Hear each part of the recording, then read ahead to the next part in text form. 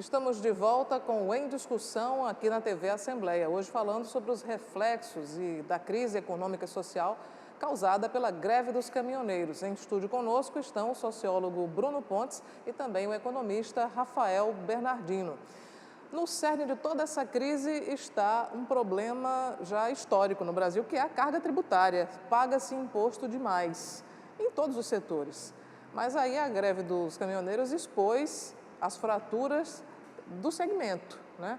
Mas por que é tão difícil o governo entender esse recado, embora haja vários lugares no Brasil que expõem o impostômetro com valores absurdos? Tem tanto zero que muita gente não consegue nem entender que número é aquele, Rafael. Por que é tão difícil reduzir o imposto? Exatamente. O Brasil tem uma estrutura tributária extremamente injusta e muito complicada, que para resolver é preciso que haja digamos assim, uma mobilização e um comprometimento da população. Não é possível o Brasil ter uma carga tributária de países desenvolvidos, tipo os países nórdicos, e ter um serviço de péssima qualidade. O Brasil precisa de cuidar desse assunto em todos os âmbitos, em todas as esferas, digamos assim.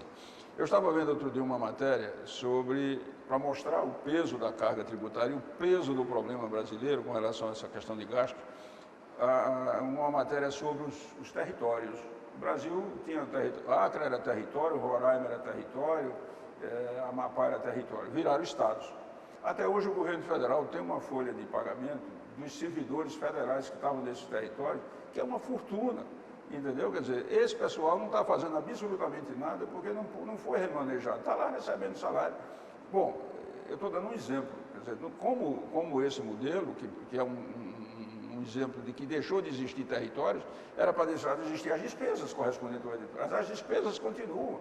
Quer dizer, e quem é que tem coragem no governo de mexer nisso? Tem que mexer na legislação trabalhista do governo, quer dizer, na legislação, por exemplo, o servidor público, ele deixa de existir uma repartição, porque foi fechada, ele não pode ser deslocado para fazer um outro tipo de serviço e fica recebendo, quer dizer, tem um problema seríssimo, mal gastos, despesas, tudo isso custa, e o Brasil tem um problema sério, portanto, de gasto. Quer dizer, hoje o atual governo tentou botar uma medida de limitação de gasto, que está sendo criticada de tudo que é lado, porque as pessoas acham que não tem que ter medida de gasto. E qualquer dona de casa sabe, qualquer pequeno empresário sabe que ele não pode gastar mais do que ele ganha, entendeu? Então, é essa questão que tem que ser resolvida no Brasil, e somente com consciência cidadã é que se pode discutir isso, e com conhecimento. Não adianta querer só gastar. É preciso que o servidor público tenha consciência do trabalho, é preciso que a gente acabe com essa coisa que a escola pública não serve. É um negócio maluco. Como é que a gente tem essa carga tributária toda e tem que botar os filhos na escola privada? Mas a gente tem um custo de país nórdico e um serviço de país subdesenvolvido. Com certeza. Como é que se paga... Que, aliás, nós somos subdesenvolvidos. Como é que se paga um volume de tributo que se paga e se precisa ter um plano de saúde privado, senão não é atendido? Isso tem que ser discutido, isso tem que ser resolvido. Não é possível. O país tem um potencial de produção, o país tem um potencial econômico, o país tem um monte de coisa importante que precisa ser trabalhado. O país precisa trabalhar para que seja mais justo. Não é possível. A carga tributária indireta, aquela que incide sobre os produtos, é extremamente injusta, porque o rico paga igual ao pobre. Então, se você compra uma caneta, se você compra um relógio, se você compra qualquer produto, tem uma carga tributária enorme que independe da sua capacidade de pagamento. Então, isso está totalmente errado, é preciso que se resolva isso. Agora, é preciso também que se discuta o custo das eleições, que a população tenha preocupação e se interesse em votar em candidatos de melhor qualidade e não naquele que deu dinheiro contra o voto. Isso é um absurdo, e é por isso que a gente tem que ter a consciência que só se resolve com a consciência cidadã. É o que eu penso. Nós estivemos discutindo até agora temas bastante gerais com o Rafael, mas eu queria uma orientação bem prática, bem objetiva, para aquele cidadão nesse clima de instabilidade que pensa em investir o dinheiro que tem. Qual seria a sua recomendação? Bom, a minha recomendação, em primeiro lugar, me perguntam muito sobre, o preço do combustível, por exemplo, está nessa variação toda, você não sabe quanto vai gastar. O que é que a gente tem que fazer? Primeiro, o cidadão, ele tem que se organizar financeiramente, ele tem que ter seu orçamento pessoal, seu orçamento doméstico sob controle. E ele tem que verificar quanto cabe no seu orçamento, por exemplo, para gastar com combustível. Então, ele, digamos lá que ele só possa gastar R$200 de combustível no mês. Ele vai, quando chegar nos R$200, ele vai ter que buscar uma outra opção, ele vai ter que parar de consumir, ele vai ter que pegar carona, dividir, pegar ônibus e buscar uma outra alternativa. Essa é a saída, não tem outra forma de se proteger. E o que fazer para quem tem dinheiro? Parabéns quem tem dinheiro. Opções de investimento tem muito. Depende do volume de dinheiro, depende do prazo de disponibilidade desse recurso. A gente tem, por exemplo, títulos públicos federais, que o governo está chamado de Tesouro Direto, que é uma excelente opção. A caderneta de poupança tradicional, dependendo do valor, também continua sendo uma excelente opção. E o CDB bancário continua sendo opção. A gente tem que ter essa consciência. Agora, o Brasil precisa também de deixar de ser um país de rentistas. É preciso que o sujeito ganhe mais na produção real da economia do que no investimento Pegando o dinheiro e financeiro. botando no banco. Entendeu?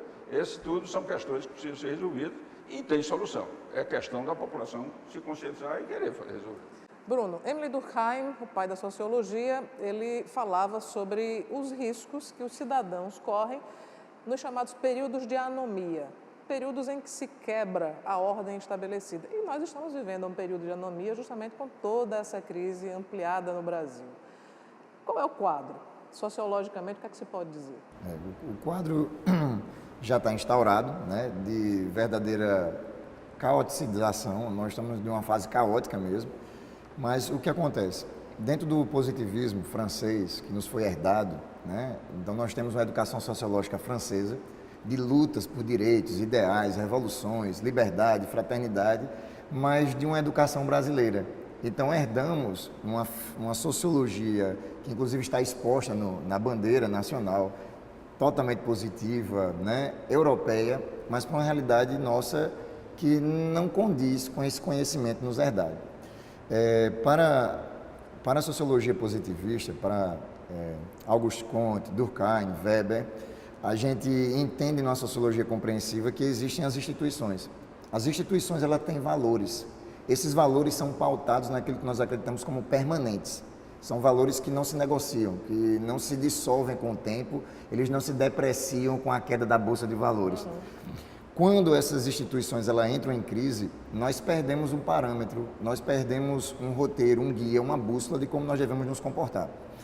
Na situação que nós encontramos hoje, e o Brasil não é somente uma crise do ponto de vista econômico, mas é moral, é social, é religioso. Então, antes a instituição, que é a igreja, deveria ter uma plataforma de manter uma sustentação, a gente vê crise.